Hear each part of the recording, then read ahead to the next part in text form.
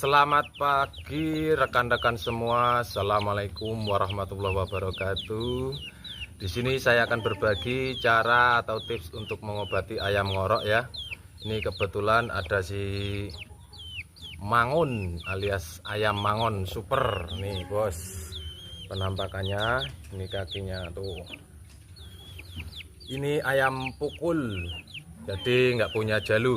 Tapi kondisi saat ini masih ngorok. Mari kita cek gimana cara pengobatannya. Ya, untuk langkah yang pertama kita menyiapkan bawang putih 1 siung ini. Terus ada obat pabrikan yaitu Tetaklor. Caranya bagaimana? Langsung saja kita lolohkan bawang putihnya. Ini ayam saya masih ngorok nih.